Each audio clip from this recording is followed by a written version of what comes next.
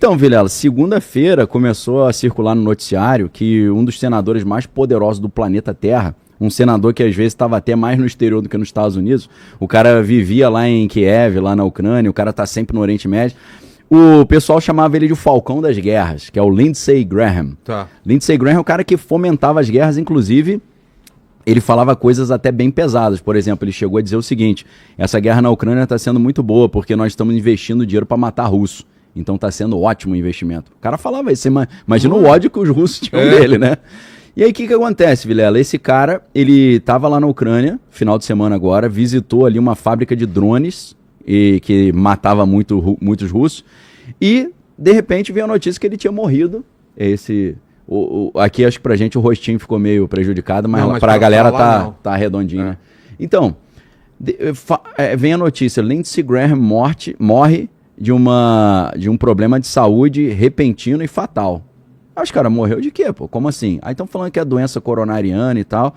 Só que aí, Vilela, começaram algumas especulações, porque perguntaram pro Donald Trump. O Trump era muito próximo desse cara. Você ficou sabendo aí da causa da morte do Lindsey Graham? Porque logo depois que ele morreu, o FBI estava na casa dele. Você falou, não é qualquer senador que morre, só porque ele morreu, o FBI tá lá. Perguntaram para ele no noticiário ontem, falaram: Trump, você acha que você tá a par, você sabe o que houve?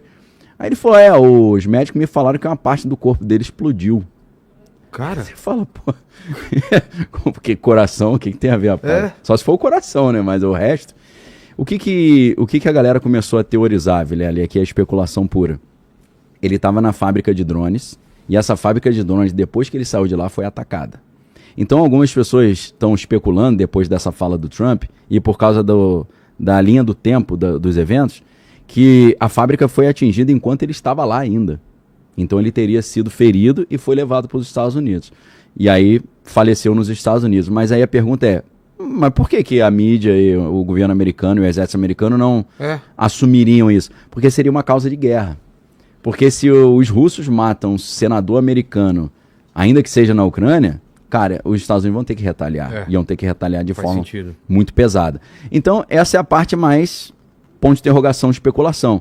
A grande questão agora é como é que ficam as guerras, já que esse senador, que é o Lindsey Graham, e o Mitch McConnell, que é o outro, que também tomou... É bem idoso já, 84 anos. Tomou um tombo em casa esses dias, foi internado, tá sumido do mapa. O jornalista pergunta: cadê o senador Mitch McConnell? Não, ele tá bem, tá trabalhando em casa, mas ninguém viu foto. Então, assim, dois senadores que são os maiores fomentadores de guerra e, obviamente, vinculados com o lobby do complexo industrial militar, os dois, em intervalo de 15 dias, um morre e o outro fica sumido do mapa. É porque dá a impressão pra gente que acompanha...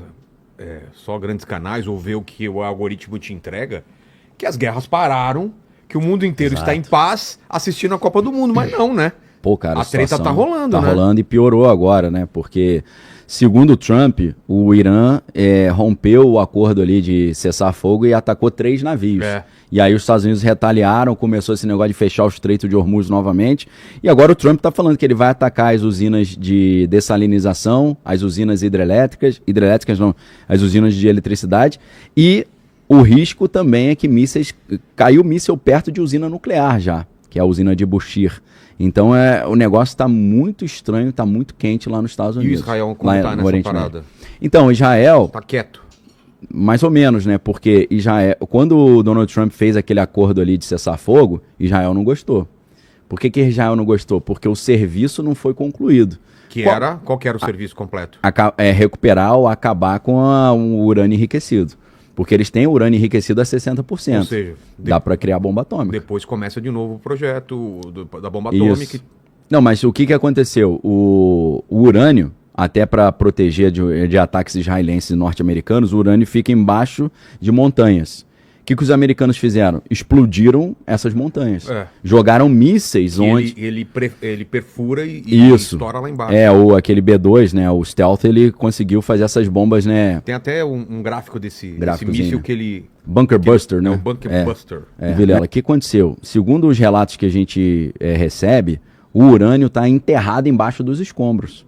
Então, o urânio precisa ser retirado de lá. A Rússia até se ofereceu para retirar esse urânio, os americanos não concordaram, porque qual é o receio de Israel? Que esse urânio seja recuperado, mesmo embaixo dos escombros, e seja usado para fazer uma bomba atômica contra Israel. Então Israel está muito preocupado ainda, um nível de tensão ainda muito grande, porque essa questão não foi solucionada ainda. E agora já estão até falando que o Trump vai ter que partir para ataque por terra, ele vai ter que entrar com soldados lá, porque Boots on the ground. Boots on the ground, que é o cenário mais complicado, né? Porque a geografia iraniana é bem complexa. Como a própria topografia iraniana faz do país quase que uma fortaleza natural, né? É muito complicado você acessar aquilo ali. A gente até já mostrou esse mapa, depois mais pra frente o Bigoda pode mostrar que ele é cercado por uma cadeia de montanhas que... muito... Vai ter muito sangue americano derramado, né? Cara, isso aí pode virar um novo Vietnã. É isso que eu ia falar, pode ser uma nova derrota tipo o Vietnã mesmo, né? Só que o Vietnã teve uma coisa interessante, Vilela, aqui pra nós aqui, que estamos na mídia, assim, trabalhamos com mídia. O Vietnã foi a primeira guerra televisionada, né? E isso gerou uma resistência por parte da população americana muito grande, porque o cara viu o filho dele tomando míssil na cabeça. Nas outras guerras, o pessoal via no cinema uma versão editada do exército americano falando, estamos ganhando! Dramatizar, cheio de romance. E até a notícia chegar, imagina, o gap, né, entre Segunda Guerra Mundial, anos 40, para Guerra do Vietnã, que é 60, 70. Já, a televisão já mostrava. Aí tinha aquelas coisas terríveis do Agente Laranja, né, as crianças, né, queimadas, né, correndo. Então aquelas imagens chocaram muito. Agora você imagina uma guerra, que é mais ou menos... né? Napalm. Imagina uma guerra transmitida em tempo real, né, cara? Com internet ali, né? É complicado. Celular. No caso até do ataque do Hamas, os caras com câmera corporal transmitindo ao vivo no Facebook. Surreal. Né? Surreal, foi isso, surreal. Cara, surreal. Eu não sei nem se aquilo ali os favoreceu ou atrapalhou, né? Porque gerou um ódio internacional contra os caras, né? Eu acho que foi em termos de propaganda, porque independente do cara ser um extremista islâmico, o cara manja de propaganda. Ele sabe fazer a coisa do jeito que seja benéfico a ele. Não foi nem um pouco benéfico, né? Mas aquilo era uma propaganda interna, né? Era mais só se for, né? Pra eles do que pro mundo, né? Mas teve esse efeito contrário mesmo. Porque eu acho, na verdade, que eles caíram numa grande arapuca também, né? Eles quem? O Hamas, né? Porque os caras falaram, vamos fazer um monte de maldade, de atrocidade aqui. O que aconteceu com eles? Os caras nivelaram. Aniquilados. Né? A Gaza foi aniquilada, tá uma coisa horrorosa, né? Então, assim, acho que foi um tiro no pé querer fazer um absurdo, uma idiotice daquela. E aí, Vilela, tem algumas outras coisas que, somadas a esse renascimento do problema no Estreito de Hormuz, que envolve toda a energia, petróleo, gás e por aí vai. Agora, o que acontece? A Ucrânia atacou com muita eficiência várias refinarias russas. Pois é, cara. A União Soviética está sofrendo umas perdas. Não, que já... a União Soviética, a Rússia. Os caras vão sacanear a gente, total, falar que a gente né? é velho. Os caras estão passando perrengue. Até a distribuição de diesel vai diminuir para o mundo para eles usarem para eles, né? É isso que é preocupante, cara. Porque o diesel aqui já tá caro, né? Então, Vilela, olhando já... O que eu pensei, cara? Se começar esse negócio de diesel ficar muito caro, tudo vai ficar mais caro. Porque o Brasil, ao contrário dos Estados Unidos, a gente tem a matriz de transporte toda rodoviária. E aí é diesel 24 horas por dia, 80% depende do diesel. Chegar comida na tua casa, provavelmente foi trazido por um caminhão, né? Porque em algum ponto. Tem um pessoal que olha assim e fala, não tô nem aí, meu carro é etanol, meu carro é flex. Você fala, irmão, o caminhão que leva comida pro supermercado é diesel, né? A usina que produz energia, muitas vezes ela usa diesel também. Então a energia fica mais cara. E você voltou dos Estados Unidos agora, né, Vilela? Eu tava fazendo lives sobre isso com meus alunos lá, e os alunos falam assim, mas Daniel, o Brasil tem um impacto grande, mas pô, tô há 20 anos fora do Brasil, eu moro nos Estados Unidos. Aqui no Brasil, como que é o impacto? Eu falei, cara, é um pouco diferente. Lá os caras estão chiando, hein? Estive lá nos Estados Unidos. A galera tá reclamando do galão? O galão tá muito caro. Mas quando eles tinham, é muito menos do que a gente tem aqui, não, né? Se fosse o proporcional daqui, os caras tinham feito uma revolução total, já, né? Total. Que os caras pagavam muito barato. Era agora muito merreca, né? Eu não sei se tá... Acho que teve lugar que chegou a $6 o galão, né? Porque lá não é litro, é galão, né? É diferente.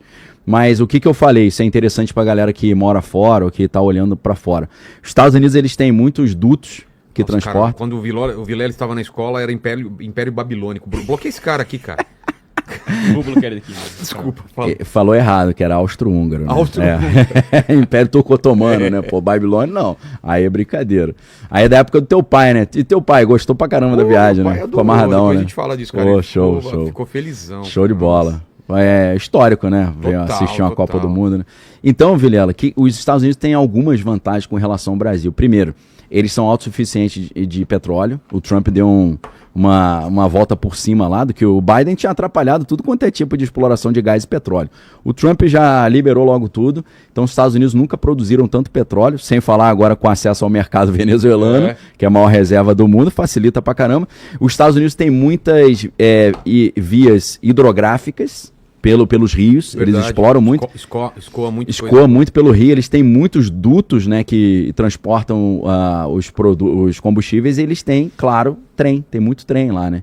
Então lá o impacto é menor por causa dessas características. Verdade. Aqui o impacto é maior, porque a gente tem petróleo pra caramba, mas não refina, né? Isso é um problema gravíssimo, né? Então, se a gente olha a associação desse renovo aí do conflito no Oriente Médio, lá no Estreito de Hormuz, por onde passa 20% a 25% do petróleo global.